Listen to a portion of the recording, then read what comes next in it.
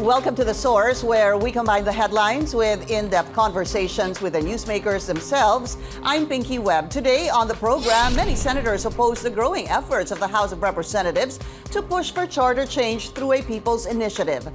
A TV advertisement campaigning to amend the Constitution faces backlash. We find out about the intent of the campaign from PIRMA's lead convener, Noel Oñate, in the program.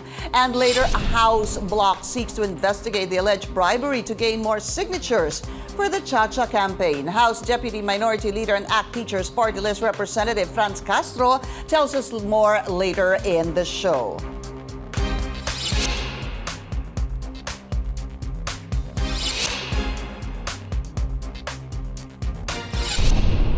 As efforts to push for charter change through People's Initiative start on the ground, a pro-Cha-Cha group also revived its efforts to criticize the 1987 Constitution.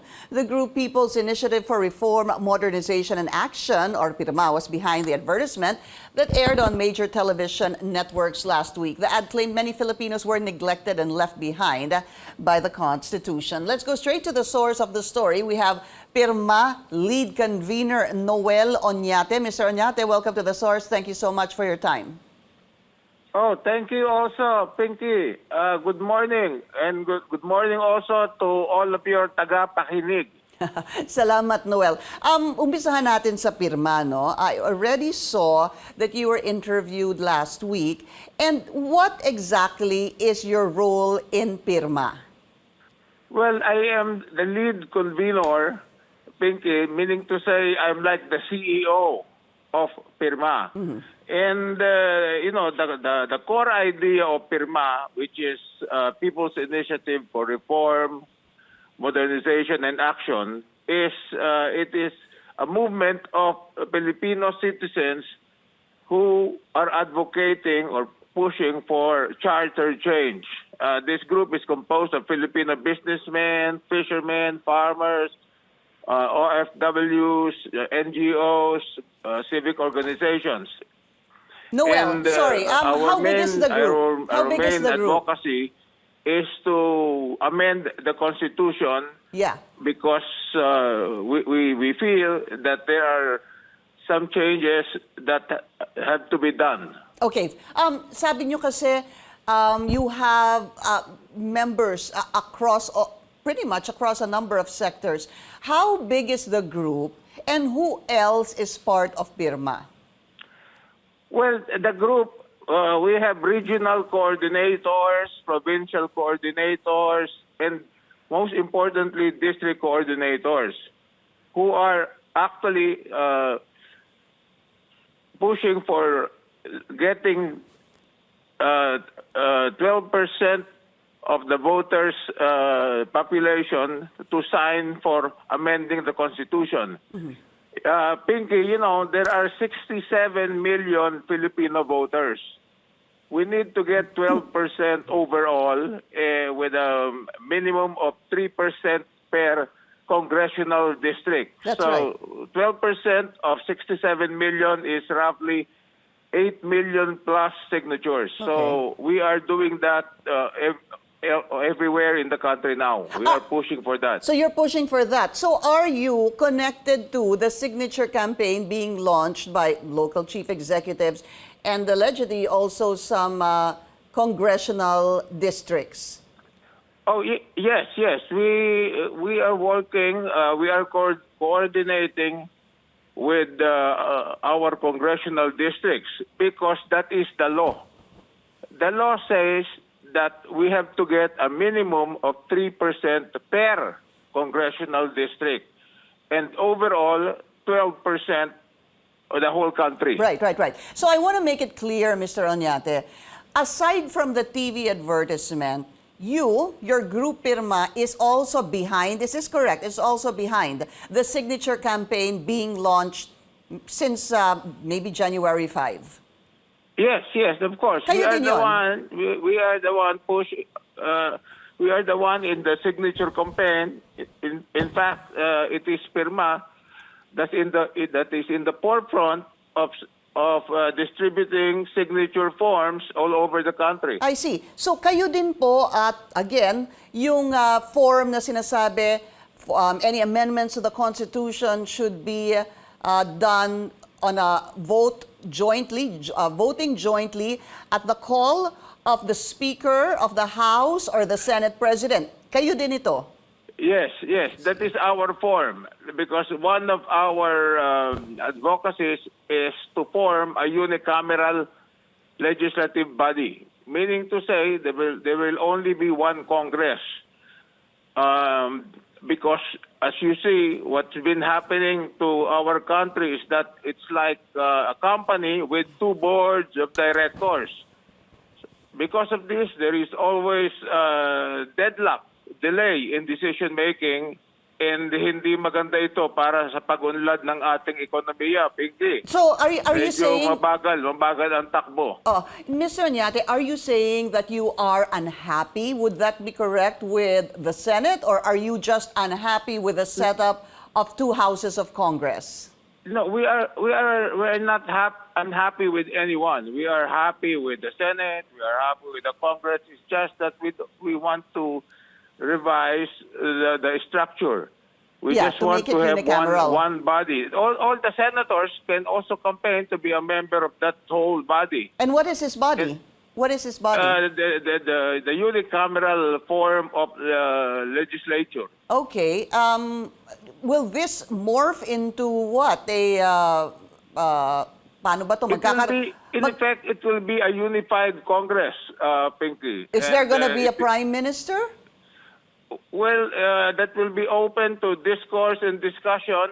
We will talk about it, and the final brief will be submitted for a plebiscite to be approved by the Filipino people, because we think it is really the people that are fundamentally authorized to change the Constitution. Yeah. Mr. Oñate, yung sinasabi niyo pong unicameral, no? So basically, it starts with a signature campaign from the people saying that we want Congress to vote jointly at the call of the Senate President or the Speaker. You start with that. And then yes. once that succeeds, you get 3% for every legislative district, 12% nationwide, and it goes to a plebiscite, and then the people say yes to this. Then you move on to what? Charter, amending certain parts of the Constitution. Yes, after the plebiscite, basically we already have a new constitution or a changed constitution, and that constitution will be the law of the land. When did you start mobilizing this signature campaign? Because I'm sure you're aware that this all really came to fore from Congressman Ed Selagman when he said that there was a meeting last January 5 in Ellis Hotel in Legazpi City where forms were distributed. So kayo din po yun? Well, yeah, that is true. The signature campaign already started last week. And the signature campaign has been gaining ground, especially in the D and E voting sector, voting areas. In fact, in Pasay City, we are expecting a 20% turnout. So two things, Noel. Who in Congress are you allied with or partnering with for this People's Initiative? Well, according to the law, Pinky, we are supposed to get 3%, at least 3% for every congressional district.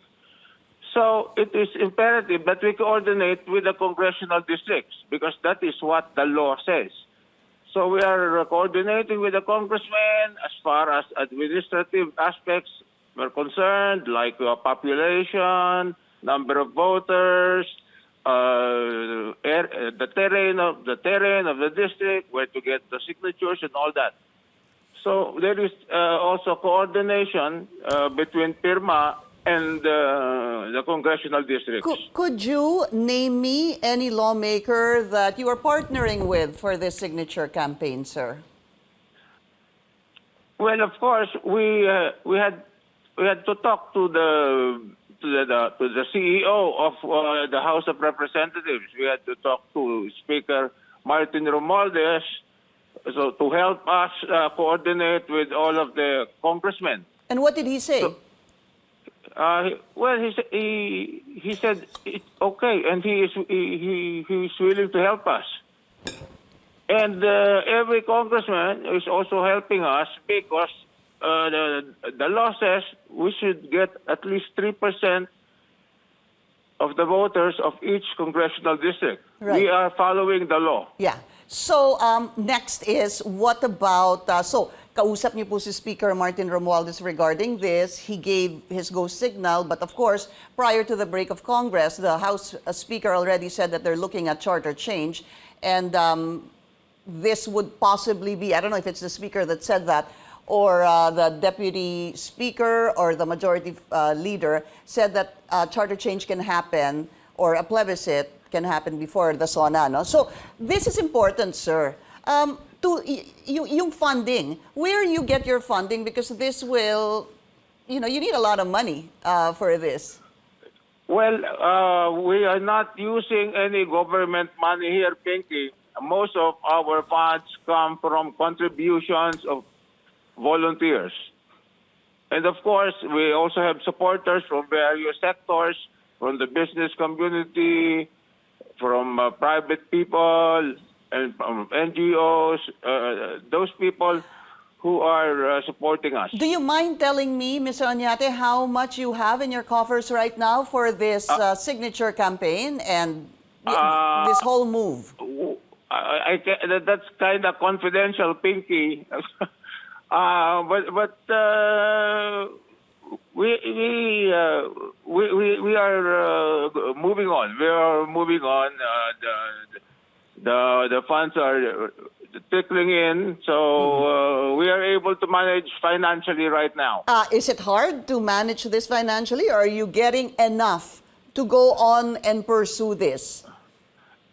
Just right. We are just getting the right amount right now. Okay. Last question, because I know you have to go, Mr. Oñate. What can you say about these alleged payoffs? For example, allegedly 100 pesos in albay, as revealed by Congressman Ed Salagman sa bawat pirma. Senator Amy Marcos says she heard, and she was sent a text message that there's an offer of 20 million pesos for every congressional district. And isasabay ko na po ito because this could be the... Meron pong mga video na nagpapakita na meron pong lumalapit sa mga kababayan natin at medyo hindi ho tama yung pagka-explain dahil parang ginagamit po na kapag pumirma sila, magkakaroon ng tulong mula sa DOLE o kaya sa DSWD, sir. So please respond to that.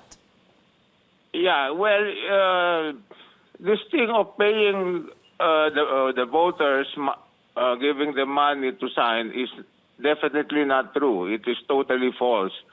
We don't do that. But what we do is we try to explain to the signatories, to the people signing the forms, that you are signing this because you want to change the Constitution, you want to change the primary law of the land because we want a unicameral, we want to open up the economy, we want to allow foreign investors to bring money here in our country. That's what we tell them. Mm-hmm. But giving money 100 pesos is totally false because, as you see, the amount itself, 100 pesos, I mean, and then they're saying 50 pesos down payment and then the balance of 50 pesos payable about when you sign it. It's totally laughable. Katawa-tawa naman yung kung gagawin namin yun, nakakatawa. Okay, pasensya na. I'll just push this one last time. Hindi ho ba kayo, don't you feel uncomfortable with this particular video that has been shown over and over again, somebody talking to the people in Quezon City, and basically sinasabi po ito, kung kayo pipirma po dito, meron pong pakonsuelo ang ating mahal na congressman. And it's... Yes, Pinky. We've been investigating where that video came from.